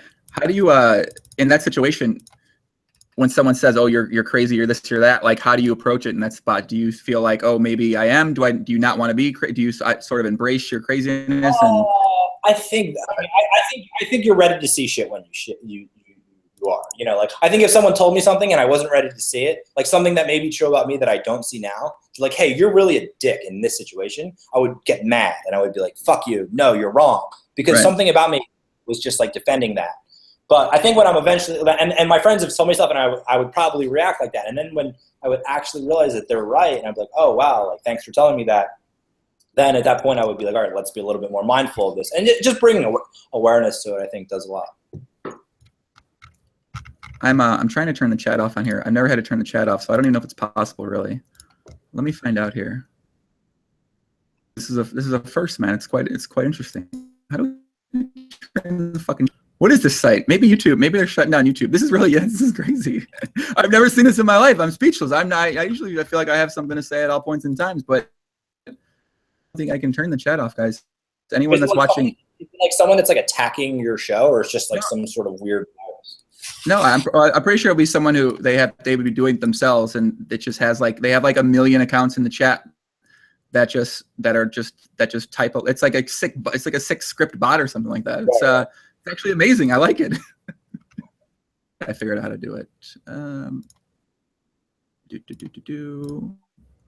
I think I figured out how to do it. Or I took off the live chat. Anyway, you can fast forward through this part in a couple seconds. If you're watching this back on iTunes, shout out to you on iTunes. All right, I turned the chat off. Perfect. So now I don't have to look at that anymore. Well, guys, I can't give any. I'll give some shout outs real quick, guys. The people I saw in the chat earlier. I have my boy Ross Stuffins in the chat. What's up, puppy? Benny Plex. CJ's cool. Charisma 91. My boy Jeff Pazadetic. My boy Ivan Zaretti. Puppy Colomos Acadamoracita. Nickaboo Risk. What's up, Nick? Ross Stuffin, Tim F. Vernon D-Backs. Vernon D-Backs want me to ask you the question I ask all my guests now, which is about the masturbation during poker question. And that is, have you ever masturbated while playing poker at the same time? Yes, I have. I think it was recent. Like, I don't think that I ever did it back in the day, but I feel like I just remember like trying to like fold and like jerking off for sure. I've definitely done it for sure, but I don't, how often, I definitely don't, I don't play a lot of poker really, so I guess I wouldn't have the opportunity, but yes, I have done it. Yeah, I tell people, this has been a new like popular question because I talked about doing it when I used to 24 PLL. And before I used to be that, I thought it would detilt me and it'd make me almost not get out of line. But now I think when I do it and I play that, I think now when I do it and I play, except playing higher stakes and playing less tables, I think it might have I still think it has a positive effect. But I think that I might be acted and just enjoy the pornography a little bit too much to the point where I'm not paying attention to my decisions, and then I lose money. So then it goes from being a little bit maybe tilted to bad. I'm still in the lab. I'm really trying to figure this out. I'm like You're in the lab. I'm like a data scientist right now when it comes to this, but I always advocate people should try it out and see what happens. Do you feel like it makes you play better or makes you play worse? So many people say that like when they're distracted with something, they play worse. And it's very interesting because I've always been of the mindset, for me, when I'm distracted, I play better. Like when I'm not even focusing on my tables, I'm playing better. As weird as this sounds, like when I'm just like not thinking and I'm just like in the zone, like I'm just making good decisions. I'm not letting my ego get involved at all. And I'm just really just like flowing and just like grinding. That's what I like. That's why I like to play a ton of tables and be distracted in some other way. Do you think that's because, I used to think that exact same thing, but do you think that's because you just really haven't ever tried to play less tables and make it work? Because that's what I found, was that it was just because I always said that same exact thing. I just can't play 4K. There's no fucking way. And then when I started doing it and I was like, all right, I'm going to do it. you're amazed that you're like, oh wait, never mind, I can do this. It's possible. But it just takes that, you need to get over that point of being used to having so many games up there. And that's sort of what I found. But Yeah. have you ever tried? Yeah, I think you're like, I think with the point you're making, you're right. You're definitely right. But I think I'm such a hyper motherfucker that like I'm not at the space yet that I can be to do that. But I will say this: if I'm deep in one, and then this, see, it's different for you because cash and tournaments, it's completely different. If I'm deep in one, I'm just like that on the one. I'm just completely zoned into the one, breathing on people's timing tells, like so zoned the fuck in. And everything else is just in the background. So it's like, for me, it's like I actually do need that focus and that extreme focus when it's deep in a tournament. When that's for me, and that's like a different. That's a whole other conversation. So when you're distracted, are you watching Netflix? Are you listening to music? Or like you watch what's your go-to distraction in that situation? I can't watch Netflix. For me, it would be talking on Skype to someone, like talking to one of my friends or even talking to someone on the phone, for sure. Or a group chat where I'll be typing to someone, or I'll be online dating. Online swiping is a great thing. That's what I do. I would go on Match.com on Sunday, and then I would also play poker, and I would just be fucking grinding. It would be amazing. That's the thing. Yeah, you're a supernova elite of Match to have online dating, kid. Yeah. And I posted it in 2+2. I was in the small stakes forwarding community at that point in time back when I was 23, 7 years ago, something like that. I think it was 23, 24. I did it on Plenty of Fish, and I was trying to do 30 dates, 30 days, and spend less than $30. I added that in for some reason. Oh my god, that's amazing. Yeah, and I would take like these secret pictures of the receipts of the dinners and like the first pictures of the girls and stuff like that, and it was fun. I used to feel like I was a POF. Did you do it? Like, did you do 30 dates in 30 days? Very attached to this one girl. She was like a foreign, Eastern European type of girl. So I started just hanging out with her a lot. Oh, nice. Did not win the date, but I felt like I just used to be so big into Plenty of Fish, so big in online dating. And then once I started meeting a lot more people in real life, I've used Tinder one time when I went on the black girl grind after a breakup once, and then I was like, I'm not going to use it again. Sure. So that was, but yeah, it seems like people are they get obsessed with it almost. They get obsessed with meeting. Yeah, I've definitely been fucking in obsessive modes with it for sure. I mean, I think I'm always obsessing over something, though, to be honest. Like, I think there's always something that, like, in my world I'm obsessing if it's, cyclically, if it's chicks or money or working out or eating or whatever, like, there's always something that I'm, like, kind of fucking nuts over, for sure. What's that obsession right now? It's actually been working. Yeah, are you there? Yeah, I'm here. I'm getting a little bit of I'm trying to pull up a different option for people to chat if they want to chat here. For me, you mentioned you're trying to lose weight. So is it you're working out trying to lose weight? Yeah, it's not really necessarily. It's not just losing weight. I've been lifting a bunch and stuff like that. I had this bad neck injury for like 2 years, and I couldn't fucking lift. And all of a sudden, I just got back into it like the past month, and I'm like so fucking obsessed with it. I'm trying to think of what my other obsessions are. I'm actually in a pretty good place with it all. I feel like the crazier I am, the more I'm like wanting to do the compulsive things of like eating fucking terrible food or like fucking, but like bad fucking, like just like seeking out someone just to fuck rather than like have some sort of connection, you know? So I think that they can be, you know, different things, or like watching a lot of TV or whatever. But yeah, I think it's actually a good one. I think it's worth working out right now. Guys in the chat, if you're still in the chat, you can go to my Twitch and you can chat on my Twitch page. It's in the link in the description, but if you want to refresh the page, or if you already know my Twitch, twitch.tv/ChicagoJoyPoker. And if people want to chat and ask questions, all the hardcores that have Twitch too, you can go in there. And I normally stream these on Twitch too. So, but right now that is the option until we fix ViewBot 2516 here. Well, so you mentioned the unhealthy fucking thing. And yeah, for sure. I do it for sure. Like, it's for me, I think it's not even really about the sex. For me, as growing up as a kid, I never got attention from chicks ever. Like, I was always a super fucking awkward kid. I just wasn't in a cool group of kids in school. Like, I was just weird. Like, I was just different than people. And I was I was very like anxious as a kid and very like socially like quiet and weird and whatever. So I could never connect. I could never do anything. So I have a bit of a complex in my head that like, I'm not good looking. I can't meet chicks. I'm a loser basically, like that from like high school days or grade school days or whatever. So for me, the drug that gets me off is getting the approval of chicks. So it's not even really about having sex. It's about them wanting to have sex with me. Right. So it's like that. And I'm like, but the thing is, it's smoke and mirrors because you get it and then you're like, fuck, that sucked. You know, like it's a complete delusion. But it's been interesting, like notice it, like I just noticed myself, like when I'm in stages where I need that approval a lot, and when I'm stages when I don't, what is different about my life? You know, honestly, I haven't figured it out at all. I have no idea. Like I'm not sure at all what it is when I'm in a better place. Really, I would like to tell you that the copy and paste thing would be like if I'm feel like I'm doing a lot of purpose and I'm helping other people and I'm just doing what I'm passionate about, then I would probably want less like meaningless sex or, you know, that sort of thing. But I don't really know. I'm kind of still figuring it out.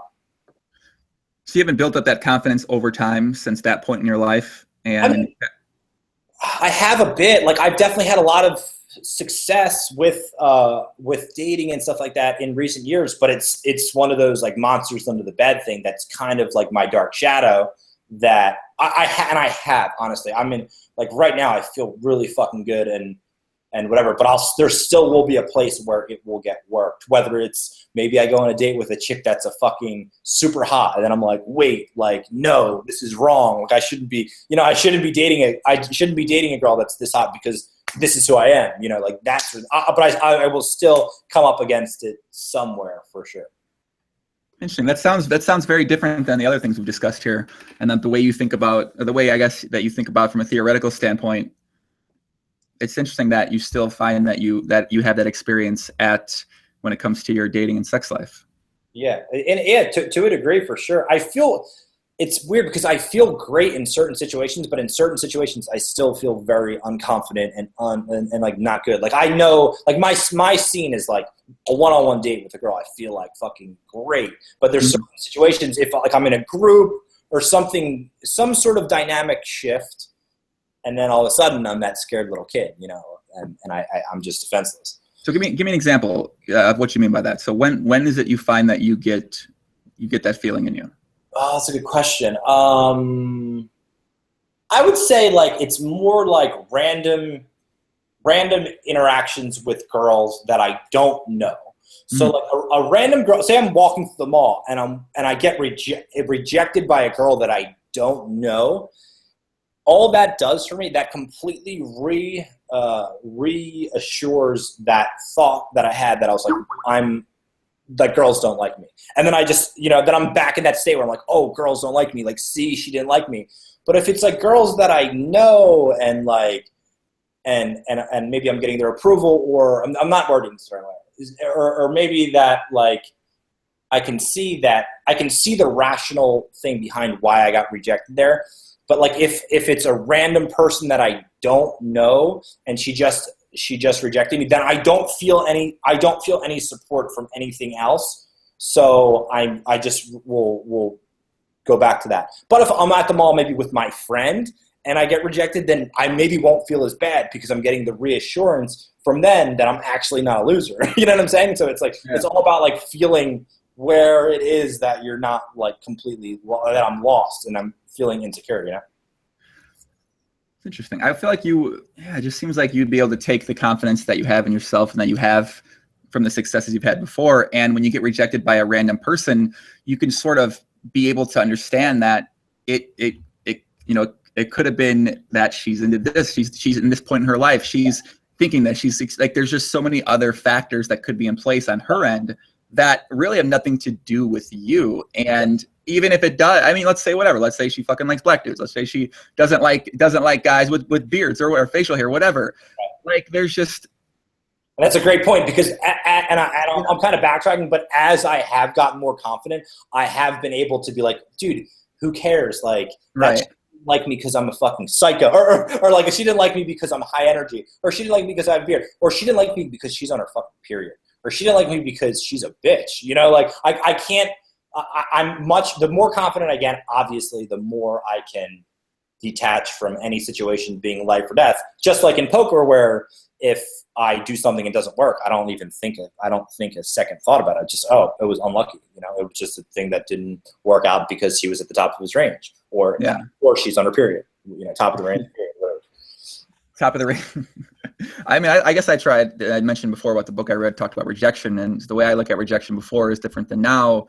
Before, when I got rejected, I felt the same way as you. You know, you're like, why isn't this girl like me? Like, I think I'm cool, or I think I'm not, like, whatever. You start, you know, thinking all these things. And now I sort of look at rejection as, you know, I am who I am. And if a person, you know, whether it's a friend or a woman, if that person doesn't want, you know, to interact with me in a certain type of way, well, that's fine. You're saving, like, we probably wouldn't have got along anyway. And you're saving yourself time. You're saving me time. I almost look at rejection as doing a favor. So if I'm going to be myself with someone, put myself out there, and they, you know, they ignore you, they shower you, they say this today, they say that to you, whatever. I mean, I look at that now, I'm like, well, that's fine, because it's saving me time. It's saving me all this sort of mental energy I would have put into. And I also found that's almost I feel like I've been thinking about this, if it's a bad thing, because now if I'm talking to, you know, certain women, if they're like, if I don't get a vibe from them, or if I don't think they're interested, like, I don't know. I just move on so quickly. Maybe they are. Like, I don't know. It's right. It's like it's like, I don't like to I'm not going to spend my time really trying to, you know, prove to someone that why they should like me. Like, hey, I'm this, I'm that. You know, take me. You know, like, buy me. You know, pick me or something. Yeah, I know. Please take me. No, like, I'm really cool. Like, and that's great. Like, that's something about you that I'm sure girls are attracted to. You know, people are attracted to people that like themselves. You know, and people that are confident. It's like, I didn't need you anyway. So it's like, oh wait, that guy has swag. Like, or whatever. Yeah, I guess it goes back to the idea of loving yourself, which kind of came full circle from the beginning of the first thing we talked about. And that's I don't know, it's an interesting thing, man. I'm not even sure how people can come to do it. I don't know. It's a weird thing. It's hard to even think about or explain really to people. Yeah, for sure. I agree. There's probably some people who are coaches or teachers or some fucking I'm guru. sure there's a coach. I'm sure there's coaches, for sure. We got to get one of those guys on the pod, man. We need to get one of these. I feel like a lot of those guys are just going to come off too like. Oh, like, yes. You're like, yes, Joe, love yourself. Yeah, I know. But they're probably not. They're probably cool as shit. You know, they're probably just like have tons of swag and like, no, like, you know, you need to love yourself because of this. You know, there's so much swag. They probably have these good fundamental foundation steps that you can take towards work to that point. And yeah. For that pod, maybe we'll meet someone in Vegas. Are you going to Vegas for the summer? Yeah, I'm gonna go. You have a 1.5-year-old kid, right? 18-month-old baby. Yeah, he's a savage. Me and the girl, his mom, we've been split for a year. We broke up last year after the series, but she's doing a good job. I feel like I'm doing a good job. We have split custody, and it's been going pretty smoothly, even though dude, having a kid is so draining. So you're just putting so much into something. And for me, being a selfish dude, that's something that was complete. It jolted my system, you know, and honestly, it's been a big struggle. It's been very hard for me, but never to the point of where like I didn't think I could do it or anything like that. It just beats the shit out of me. It tires the shit out of me. But obviously I don't mean to sound all negative. I'm just saying that that's my experience. But it's like having a kid. It's a love that you've never known before. It's definitely a life-changing thing. So when you go there for the summer, how does that situation work with your kid? I don't know yet, because I'm probably gonna go 2 weeks, come back 2 weeks, and then go another 2 weeks. If it's hard, dude, it's like, and I see, this is the thing for me. I feel like shit. Like, I just feel like a piece of shit when I'm doing it. Honestly, it's just the truth. Like, I feel like I'm doing, like, I honestly have thought in the back of my head, like, I'm doing something wrong. Like, why am I out here playing poker? Or if it's a day that I'm not even playing, it's like, I'm just like fucking being a piece of shit out here, not taking care of my kid. But I think from the rational mind, like, I am doing a good job and stuff like that. But yeah, dude, it's hard. It's hard to be away. It's hard to not be with your kid. It's tough. It's like a big attachment. Yeah, this will be the first World Series that you've had to be in that situation, then, it sounds like. No, last year I did. But it's interesting enough. I had such a bad relationship with my ex that our relationship was so bad that I didn't want to be around her really, and not because of her, just because our relationship wasn't good. That I was a way worse dad being in the relationship with her, just because I didn't I wasn't having fun in my own life, so I couldn't really give anything to him. But yeah, I was out for pretty much the whole series last year because I was just avoiding the situation because it was bad. But no, this year, the last year I was gone, but this year I'll be gone probably for half the time or something. Interesting. I'm gonna enable the chat again if anyone's in the chat and wants to ask some questions here during the podcast. The bot is taking over the YouTube channel here, Poppy. This will be interesting. I'm gonna have to talk with some YouTube support now because this is it's getting rather intriguing. So your plans for summer? You're going out to Vegas. When are you going out there? I'm going next week. There's a 50K at the Aria that I plan on playing, and that's right before the big 300K that I'm not playing. That a couple of my friends are, and then I will probably be there for the next 2 weeks or something like that. I'm not really that excited though, to be honest. I like playing the 50Ks and the 25Ks. It's just it's fun playing at that level, and they're turbo, so it's I could win. But playing the World Series, to me, I don't really like it. I like the pot limit Omaha high-low games, but other than that, I don't know. I'll be there for the golf and the socializing. Mm. Where are you staying? Vidara? Are you staying in a house, or how are you doing that? Me and my friend Jamie Armstrong, Poker Jammers, we have a condo together, and he's trying to get in really good shape, and I'm trying to get in really good shape. So we're trying to go hard this summer. So that should be fun. Are you just gonna be working out, or what's your plan for going hard here, for getting in shape? So I'm watching a lot of guys' YouTube videos, and I've just been I've never really put much into the diet before, and I'm really going to give it a go to get the macros down and that shit. And in terms of what I'm actually going to do, I guess it's bodybuilding type lifting, I would say, but and just doing all that. It's not like strength. It's not like strength. It's you're lifting to get to looking jacked, which is what I guess most guys are doing. But I don't really know. I've been watching a lot of guys on YouTube. I like this guy Rich Piana. He's this big juice head guy, but he's super motivating and stuff like that. I love watching his vids. Yeah, I found that when I try to get the macros down and try to understand all those things, I actually struggle because there's so much information I'm trying to process, and I end up just going back to sort of some old habits. And my habits, I guess my old diet habits aren't that bad right now. So, but now I've been trying to just take it, not necessarily obsessed with the macros, all the specific breakdowns of everything. I'm just trying to get myself eating proper meals often. Right. And then once I can handle that and I feel like that's built in me, then I can start breaking things down even more instead of just trying to go from here to here. Yeah, definitely. Yeah. And I don't know if that's going to work for me either. I've been trying to do it for the past week, and I've gotten more days than not correct, but I don't know. But I mean, I think just for me, just actually knowing what the fuck I'm shooting for in terms of certain things is good. But yeah, just eating, if you can eat healthy, whatever. Some people definitely just fucking wing it, but I don't know. I mean, it's definitely trial and error. Yeah. Yeah, if you want to, I mean, we'll probably be able to get some workouts in during the summer, kid. We can get a workout in, and I'll hear about how your diet progress is going. Probably do a live pod, actually. We should do something live out there when we're there. Yeah, I like it. You're saying you're doing more high, low rep shit? Yeah, I'm trying to just lift pretty heavy for a period of time. Just kind of want to see how it goes. Hope I don't hurt myself. And that's sort of the plan right now. Is You're trying to put on weight though. You probably see. I wish I was in your situation. I wish I was in a situation where I just needed to eat a fucking shitload and just fucking put on weight. That's what you're trying to do, right? You're trying to put on. Yeah, weight. I'm trying to. I started at 180. I'm trying to get up to 205, and I think I'm at 185 or 6 right now. But it fluctuates how much water I drink or how much if I feel like if I missed a day of my diet, right.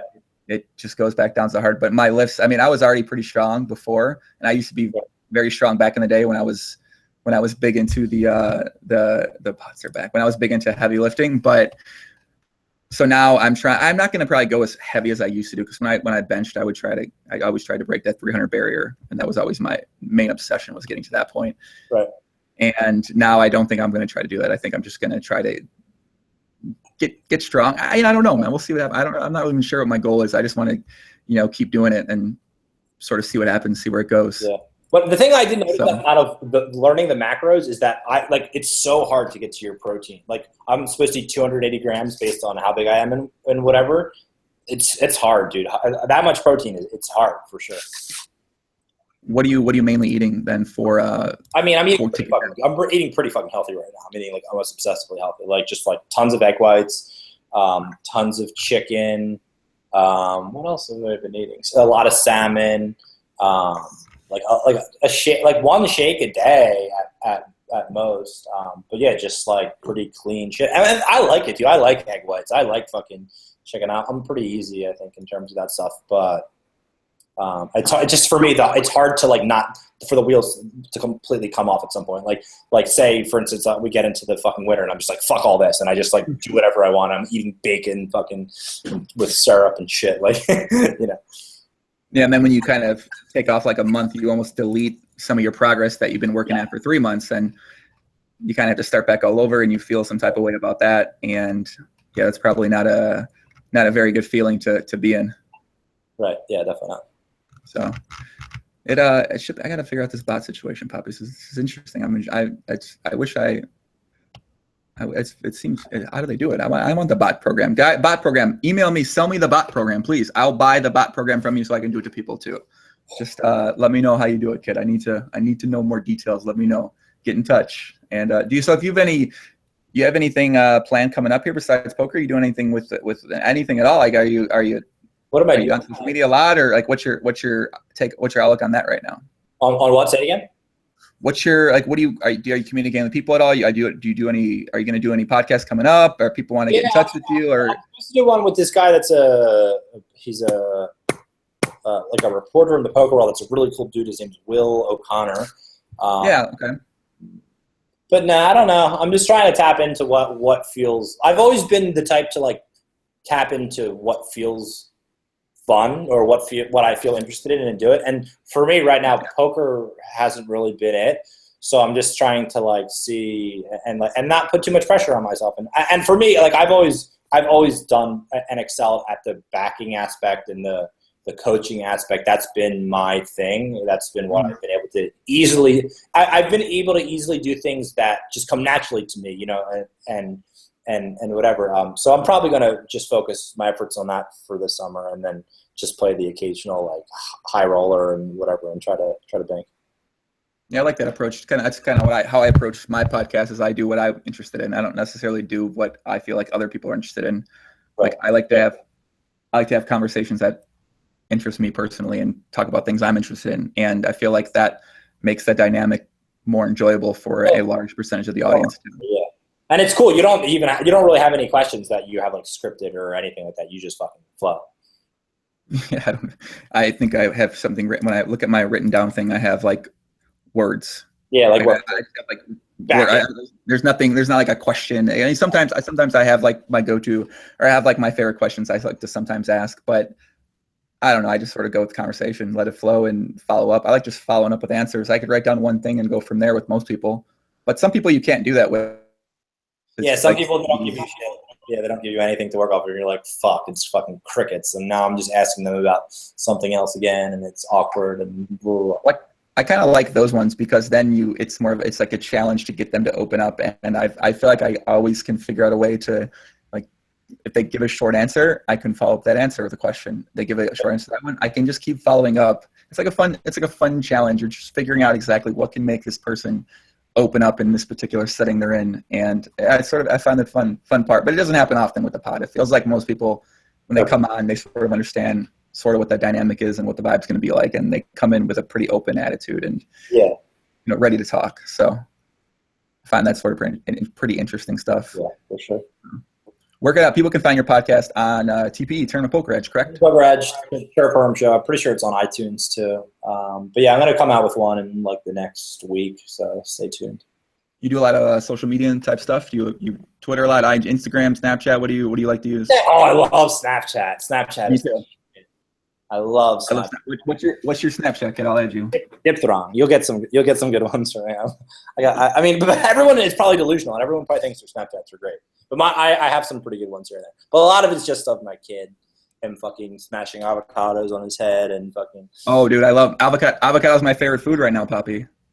Yeah, get them good fats in. Oh yeah, that's my go-to food. I've been trying to do more Snapchatting, but if I had a kid, I'd probably Snapchat my fucking kid all the time. To be honest with you, I would just constantly Snapchat my child, constantly all day long. Yeah, I average like five a day or something like that. People probably get sick of it, but whatever. I do what I want to do, and just like Do you have Instagram too? IG? Instagram, Dipthrong. It's all my kid that I put up there basically. So. All right, guys, if you're out there interested, Snapchat Dipthrong, Twitter Dip. Look at this branding by this copy over here. Snapchat Dipthrong, Twitter Dipthrong, Instagram Dipthrong, the same fucking thing at all platforms for me. Snapchat Joingram 1. I'm kind of doing some. I might get out of line this weekend, so there might be some inappropriate Snapchats. For those that know, follow me in the past. There's some. I like sometimes. Sometimes people get half naked. Sometimes it's me. Sometimes it's women. Sometimes it gets weird. But I'm hoping that doesn't happen. But it could happen. I just want to give a fair warning to anyone out there. So yeah, Mark, I'll catch up with you when we're in Vegas now. We'll get together, talk some more, hang out some more, man. I'd love to chat with you some more. I appreciate you coming on. What do you say? I want to see you benching over 300.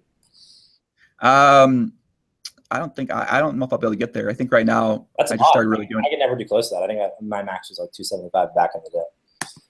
Yeah, you got to grind. If you can get 275, you can 100% get 300. For 100% get 300 if you can get that close. I was never much of a bencher. That wasn't my thing. I could squat. I got a big ass. Oh, I've been trying to. I've been doing a lot of deadlifts, and I love deadlifts. Is one of my new favorite workouts. But squats, I'm still trying to get the proper form in terms of bar placement. I'm just struggling with it. I can't. Probably, if I had to guess, it's probably, and I'm actually you wouldn't think, but I know this shit pretty well. Probably lower, because does it hurt you when you do it? Is that what your problem is? So yeah, I've been trying to get it in the ridge, right, kind of below the blade, because I've been reading you want to put it lower, but I just can't. I don't feel comfortable yet, so I'm trying to. You don't feel safe, right? You don't feel safe with it there. Does it feel like it's going to fall off? It feels like it's going to hurt me. It feels like I'm going to do something wrong as I'm lower. I'm just going to hurt myself. Crazy, yeah. It'll get back in there and it'll feel perfect. Once it'll click though. It's like ruffling chips. Like you try it and you fail, and then it'll just click and it'll be back there. You're like, oh, this is amazing. Yeah, I really want to improve my squats and deadlifts just because I've never really pursued that part of my body. It's always been, I guess I've always worked out legs for basketball, and I'm trying to, my condition, I want it to be really good, but I've never really tried lifting. Yeah. Someone that can lift heavy deadlifts, it's like they might not have the best biceps, or they might not have the sickest abs, but they're definitely someone that you'll see and you're like, that dude's strong. They look like a fucking, they got some fucking girth to them. Yeah, that's kind of the goal. That's why I'm trying to. I feel like I got to work at that to get up to the 200 mark. I just don't think I'll get there by just eating food, especially pretty healthy foods. I feel like I need to add in high protein. Yeah. Sorry, kid. I'll catch up with you soon, man. Good luck. Let me know how the diet goes. What'd you say? Thanks for having me on. You're fucking amazing at this. So. Poppy, much love, man. I appreciate that, by the way. And it's funny. I can tell whenever I ask you questions, I can tell that you also do a podcast, how you respond to the questions, and it's interesting. I picked that up straight away. I was like, oh yeah, I forgot you did a podcast, but I knew it straight away. One of the first questions I asked you, the way you responded to me, and then talked about the question. I was like, okay, I can tell he's thought about this type of thing a lot. So it was fun. I really enjoyed it a lot. Me too. All right, bro. Guys in the chat, peace out. Much love. Robots. Thanks for ruining the chat, fuck boy. Peace. That's it. Peace. Later.